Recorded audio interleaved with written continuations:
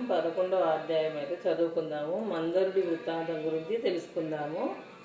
ఓం నమః శివాయ. రాజేంద్ర, కార్తీక మాసంలో ఎవరైతే శ్రీహరిని అవిషపూలతో పూజిస్తారో అట్టివారికి చంద్రాయ ఫలం కలుగుతుంది. గరికతోనూ కుశలతోనూ పూజించేవాళ్ళు పాప విముక్తులై స్వర్గానికి చేరుతారు.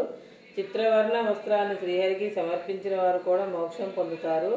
కార్తీక స్నానాన్ని ఆచరించడం వల్ల విష్ణు సన్నది లభిస్తుంది. ఇందుకు ఒక ఉదాహరణ చెప్తాను.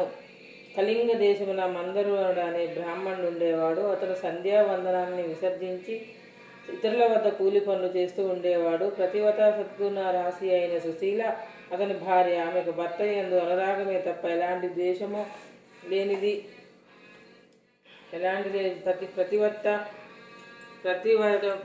పాతివ్రత్య నిష్ఠతో ఉండేది. కొన్ని రోజుల తర్వాత కూలి పనితో జీవించడం కష్టమని భావించిన మందరుడు అడవిలో దారులు కాసి బాటసారులను కొట్టి బెదిరించి వారి వద్ద నుండి ధనము వస్తువులను అపహరించడం ప్రారంభించాడు. అలా వచ్చిన సొమ్ముతో కుటుంబ పోషణ చేసేవాడు. ఒకసారి దొంగతనానికి దారి కాసి ఉన్న మందరుడు ఒక బ్రాహ్మణుని పట్టుకొని ఓ మర్రి చెట్టుకు కట్టివేసి అతని వద్దనున్న ద్రవ్యాన్ని మొత్తం అపహరించాడు. సరిగ్గా ఆ సమయానికి అటువైపు వచ్చిన ఒక కిరాతకుడు అక్కడ దోచుకున్న బ్రాహ్మణుని ఇద్దరిని చంపేసి ఆ ద్రవ్యాన్ని తాను అపహరించి పారిపోయే ప్రయత్నం చేశాడు. సరిగ్గా అదే సమయానికి అక్కడి నుండి వచ్చే నరవాసుని సమీప గుహలో ఉన్న పెద్ద పులి పసిగట్టి గాంటిస్తూ వచ్చి కిరాతకుడి మీద పడింది. తన వద్దనున్న ఖడ్గంతో పులితో యుద్ధానికి దిగాడు కిరాతకుడు. ఆ పోరాటంలో పులితో పాటుగా కిరాతకుడు కూడా ఏకకాలంలో మరణించాడు.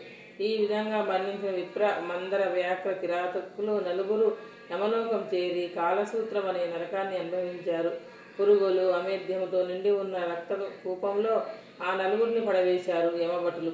భూలోకంలో భర్త మరణం గురించి తెలియని సుశీల నిత్యం భర్తని తలుచుకుంటూ ధర్మ ప్రవర్తనతో హరిభక్తితో సజ్జన సాంగత్యంతో జీవించసాగింది. ఇదిలా ఉండగా ఒక రోజున నిరంతర హరినామ సంకీర్తన తత్పరుడు, ప్రతి ఒక్కరిలోని భగవంతుడిని దర్శించేవాడు, నిత్యానంద నర్తనుడు అయినటువంటి ఒక యతీశ్వరుడు సుశీల ఇంటికి వచ్చాడు. శ్రద్ధాభక్తులతో అతనికి భిక్ష సమర్పించింది. సుశీల అటుపైన తన గోడు చెప్పుకుంది. ఆవేదన చెందకమ్మ, ఈరోజు కార్తీక పౌర్ణమి మహాపర్వదినము. ఈ సాయంకాలం నీ ఇంటిలో పురాణ పఠనం ఏర్పాటు చేయి.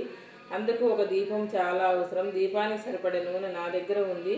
నీవు ఒత్తిని ప్రమిదని సమర్పించినట్లయితే దీపం వెలిగించవచ్చు అంటూ ఆమెను ఓదార్చి సలహా ఇచ్చాడు యతీశ్వరుడు. యతీశ్వరుని మాటలకు సంతోషంగా అంగీకరించింది సుశీల. వెంటనే గోమయంతో ఇల్లంతా అలికింది. పంచరంగుల ముగ్గులు పెట్టింది. ప్రత్తిని పరిశుభ్రపరిచి 2 ఒత్తులు చేసి యతీశ్వరుని వద్ద నూనెతో ఒత్తులు వెలిగించి శ్రీహరికి సమర్పించింది. ఆ దీప సహితముగా విష్ణువును పూజించి పురాణ పఠనం ప్రారంభించాడు యతీశ్వరుడు. ఈ లోపల పరిసరాల ఇళ్లకు వెళ్ళి వారందరినీ పురాణ శ్రవణానికి ఆహ్వానించింది సుశీల. అందరితో పాటు తను కూడా ఏకాగ్రత చిత్తమై ఆ పురాణాన్ని విన్నది. పఠనానంతరం ఆమెకు శుభాశిషులు అందించి అక్కడి నుంచి వెళ్ళిపోయాడు యతీశ్వరుడు. నిరంతరం హరినామస్మరణ వలన క్రమక్రమంగా ఆమె జ్ఞాని అయి కొంతకాలానికి కాలధర్మం చెంది ఆమె మరణించగానే విష్ణుదూతలు దివ్య విమానాన్ని తెచ్చి సుశీల్ని అందులో కూర్చుండబెట్టి వైకుంఠానికి తీసుకుపోసాగారు. అలా వెళ్తున్న మార్గ మధ్యంలో నరకంలో 3 జీవులతో కలిసి నరకాన్ని అనుభవిస్తున్న తన భర్తను గుర్తుపట్టింది. సుశీల వెంటనే తన విమానాన్ని ఆపింది. తన భర్త ఎందుకలా శిక్షించబడుతున్నాడో కారణాన్ని తెలుసుకోవాల్సిందిగా విష్ణుదూతలను కోరింది. అమ్మ, నీ భర్త మందరుడు వేదాచారాలని సంధ్యావందనాలను విసర్జించి కొన్నాళ్ళు కూలీగా కొన్నాళ్ళు దొంగగా దుర్మార్గ ప్రవర్తన కలిగి ఉండటం వల్ల ఇలా నరకాన్ని అనుభవిస్తున్నాడు. అతనితో ఉన్న మరొక బ్రాహ్మణుడు మిత్రద్రోహి ప్రాణమిత్రుణ్ణి చంపి అతని ధనంతో ఇతర దేశాలకు పారిపోతూ నీ భర్త చేత బంధితుడై మరణించి అతని పాపాలకు తగినట్లుగానే నరకాన్ని పొందుతున్నాడు. ఇక 3వ వాడు కిరాతకుడు బంధితుడై బ్రాహ్మణుని నీ భర్తని ఇద్దరిని చంపేసిన పాపానికి ఫలితంగా నరకాన్ని చేరాడు. ఇక 4వ జీవి పులి. ఆ పులి పూర్వజంలో బ్రాహ్మణుడే ఉండి ద్వాదశి నాడు భక్ష్యాపక్ష విచక్షారహితుడే ఆచరించిన తైలాధిక భోజనాల వలన నరకాన్ని పొంది మరుజన్మల పులిగా పుట్టి ఈ కిరాతకుడితో పోరాడి అతనితో పాటే చనిపోయి నరకాన్ని చేరాడు. ఇవమ్మ ఈ 4 పాపాలు అంటూ చెప్పారు విష్ణుదూతలు. అయితే ఎలాంటి పుణ్యం చేసుకుంటే వాళ్ళకి ఆ నరకం తప్పుతుంది చెప్పండి అని అడిగింది సుశీల.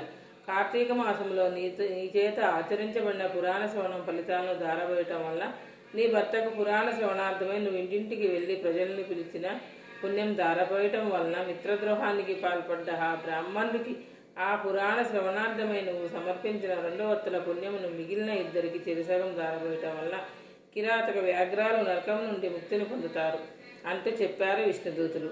అలా వాళ్ళు చెప్పిన విధంగా సుశీల తన పుణ్యాలను వారికి దారబోయటంలో ఆ 4 నరకం నుండి ముక్తులై దివ్య విమానరుడులై సుశీలను ఈ విధాలుగా ప్రశంసిస్తూ ముక్తి పదానికి తీసుకుపోబడ్డారు. కాబట్టి ఓ రాజా, కార్తీక మాసంలో చేసే పురాణ శ్రవణం వలన వైకుంఠం తప్పనిసరిగా ప్రాప్తిస్తుంది అని చెప్పాడు వశిష్ఠుడు. 11వ రోజు పారాయణం సమాప్తం. ఓం నమః శివాయ. ఓం నమో నారాయణ.